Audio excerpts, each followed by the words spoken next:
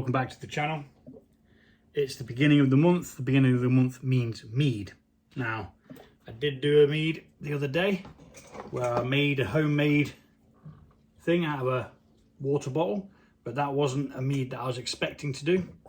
And this mead has come about because I need a room in the freezer for food instead of recipes for mead and stuff. So I've got this 1 kilogram bag of mixed berries.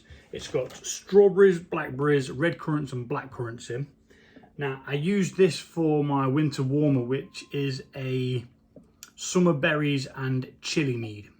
Now it was really nice, even with the chili in there, and it's got quite a kick to it. It's not mild, it's, you know, it's hot, but the berries just mellow it out anyway. But this time my mate said, when he tried it, he said, I drink a bucket load of that without the spice in. So this one's for you, James.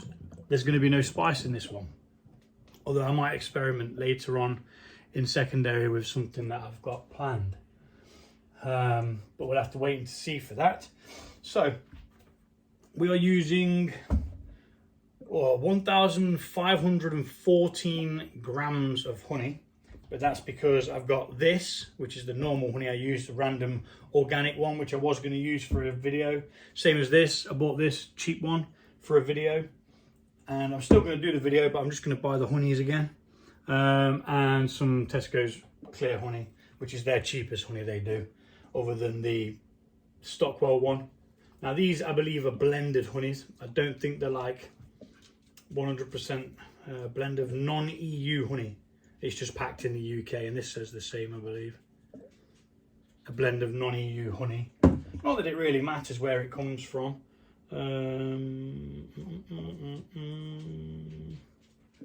This one doesn't say. Oh no, this says it's a blend of non-EU honey. So yeah, they're just putting their name on somebody else's country's honey. But that doesn't bother me.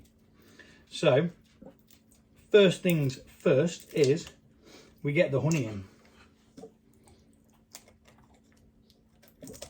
If I can get this darn lid open. It's gas proof. There we are. Marvoloso. Right, so I'm going to speed this up because it is proper boring and it takes forever.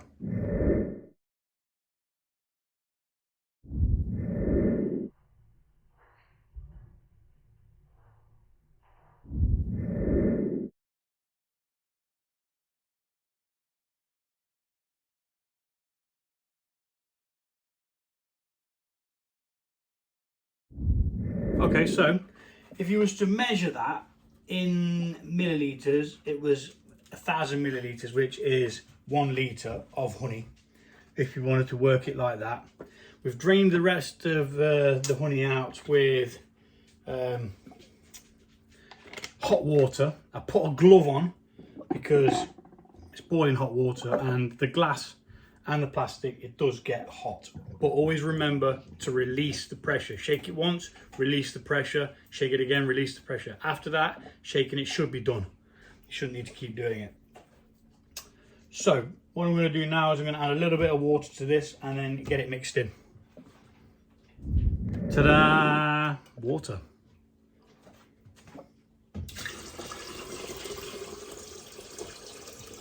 About that much.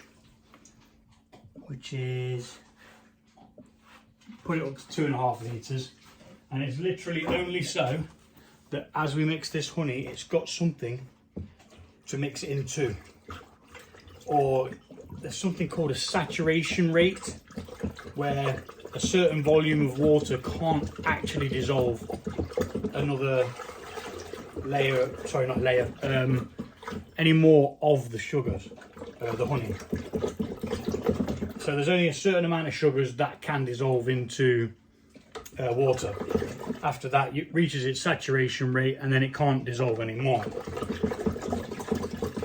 So it's always good to have a bit of water in there. Nearly got me in the eye. So yeah, let's do that in until you cannot get any drippiness. It just comes off like as if it would be water. That's what we're aiming for.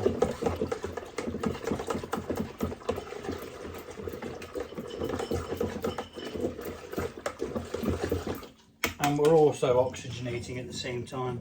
Now it looks darn good to me. It doesn't look like there's any that's been left behind. Just double check that we haven't left any behind.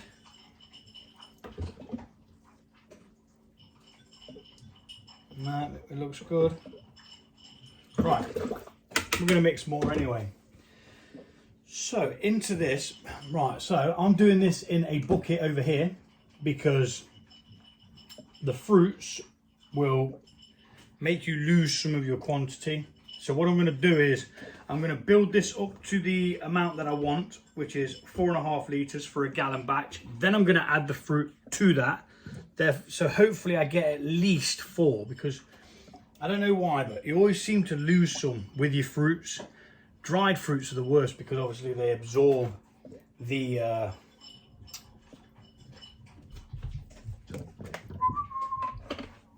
liquid. Sometimes you just have to bear with me. So yeast nutrients, we need 1 level teaspoon. I don't normally use well, I didn't last time use pectolase for the winter warmer, and it was okay, but I'm going to this time just because I've got some, and it is 1 level teaspoon per gallon. And what pectolase does is it helps break down pectin, which you find in a lot of fruits, and it can cause a haze, just make your beverage never actually get any clarity. I've never had any problems, but I found with a sizer that I did, now that took an absolute age to settle out to the bottom, and as soon as you pick that bottle back up, all the wispy bits at the bottom just kick off. So yeah, that's good enough for me. So the next step, we've done them, let's get them out of the road. So the next step is to top this up to the 4.5 litres, as we said, like so. We're going to need a little bit more. Ta-da! Where are we at? That's 4. That's 4.5. Near as damn it anyway. Who cares if it's a little bit over or under? Give it another mix because we're going to take a hydrometer reading in a second. Always adding the oxygen which it needs to start a healthy colony.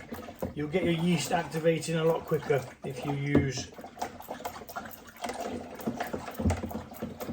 something to beat a lot of oxygen into the must. And we're going to mix again in a second anyway. So, right, next step is to bring this bucket over here and tip this into there. Let's just get this out of the way. You can also tip it from a slight height as well, which will again add more oxygen, making it a lot better in the long run.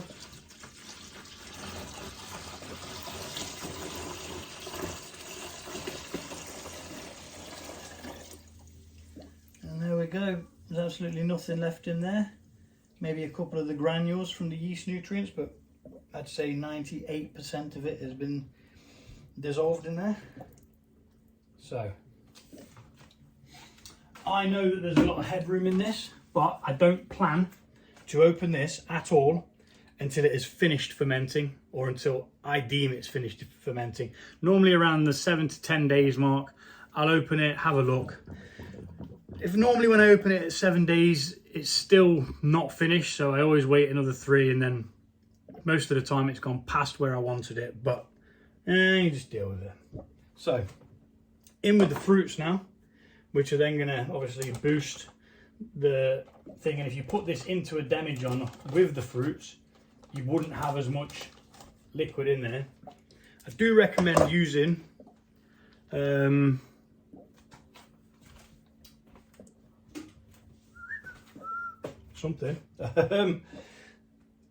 bucket. Even if you buy a small bucket like this is a 10-litre bucket.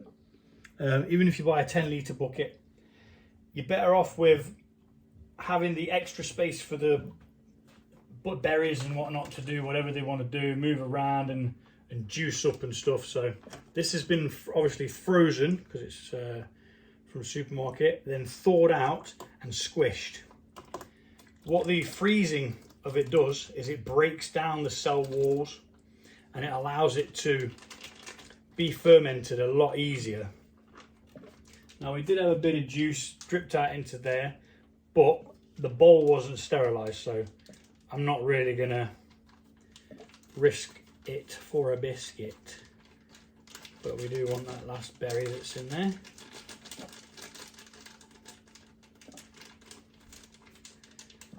Right, so, and then quickly rinse my hands in there because we don't need that water anymore. Like so. And that just looks like a massacre in a bucket now. But I tell you what, the smell is just amazing.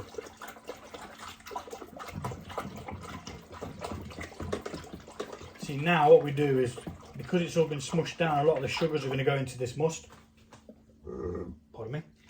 So we're going to take a hydrometer reading and it should give us some of the sugar that was already in the berries and stuff like that. It won't give us all of it, but it'll give us a percentage of it. Alright. Don't want to get off, do you?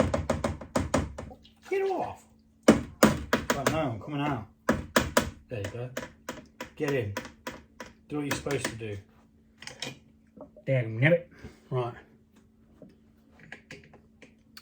Hydrometer.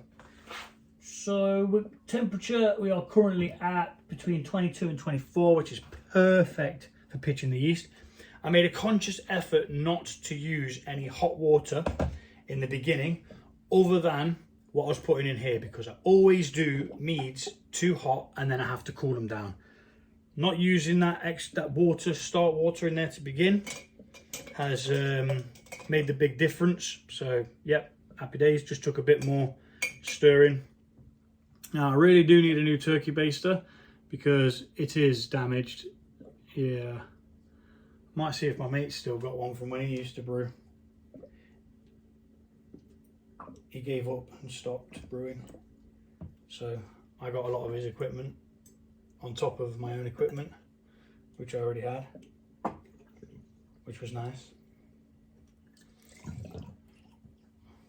So hydrometer, we take a hydrometer test so that we can see what the specific gravity is, i.e.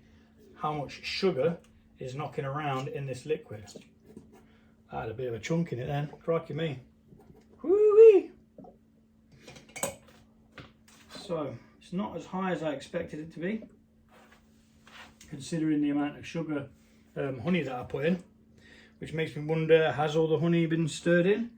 I mean, to be fair, it's only a little bit more. It's only about 114 grams more than what I'd normally use. But let's see if taking that gloopy out there helps. Gloopy.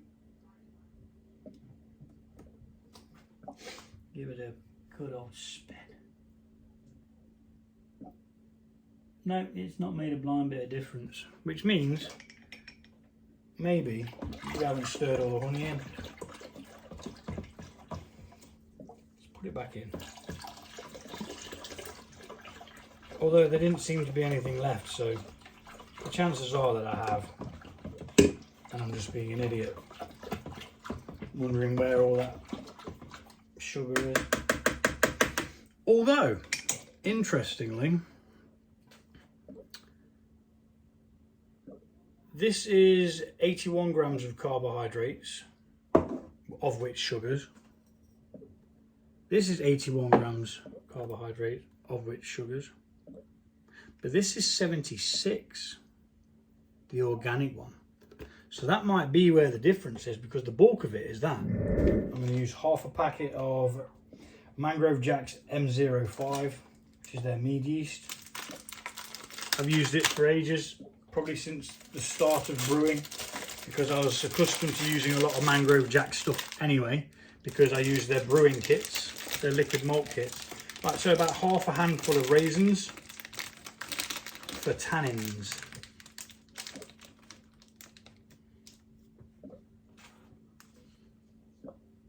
That's all, half a handful, in it goes. You can use tea as well, some people use tea. I started off using raisins and I've got raisins to use up, so I will carry on using raisins until there are no real raisins. And then I'll probably move on to tea, because I think the one that I did with tea before actually worked better. You could, if you want to, use both, but I don't want to. So that's the must prepared. Double check the temperature. Temperature is between 22 and 24, which is perfect. So pitch half a packet of yeast. The reason why I use half a packet of yeast, if this is the first video of mine that you've seen, this can ferment 23 litres of must. I'm doing 4.5 litres. So yeah, half is more than enough. The more you use, the quicker it will go, because the less of a colony it needs to make before it can start fermenting the sugars.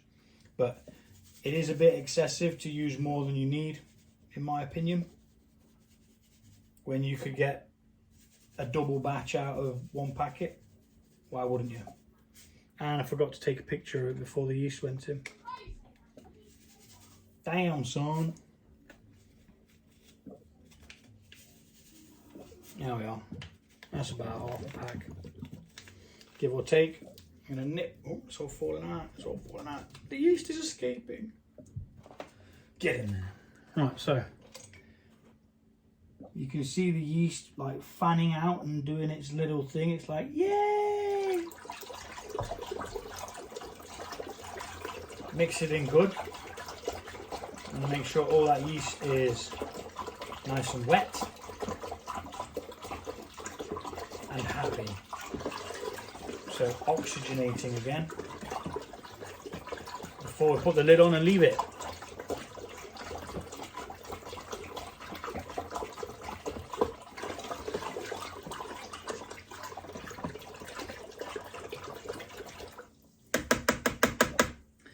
Right then.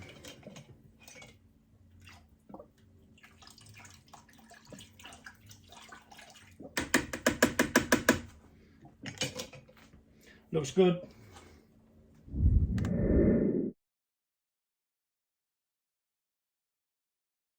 Right, so I've got myself a little picture of that. Raisins are in, they can go away into the brewing cupboard. There's nothing really else left to do apart from put the lid on. And before I do that, I'm going to put a fresh layer of Vaseline or petroleum jelly, whichever you know it as, wherever you are in the world, around this edge here, just because the lip on this barrel, tub, container, vessel, whatever you want to call it, it's a bit crap, to be fair. I'm going to speed this up so that I don't have to keep talking and chatting raw.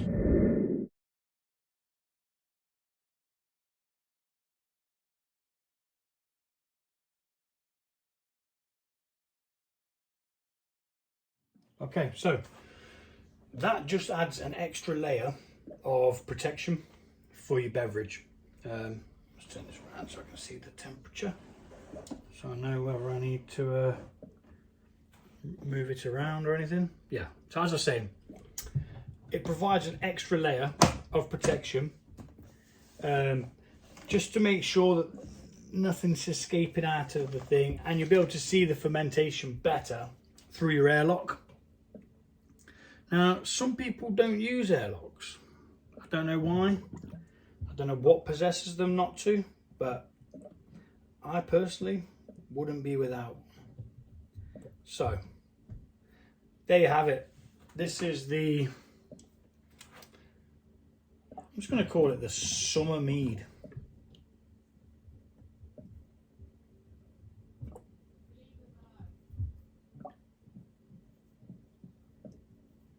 And today's date is 3rd of the 8th, 22. Original gravity was 1.098,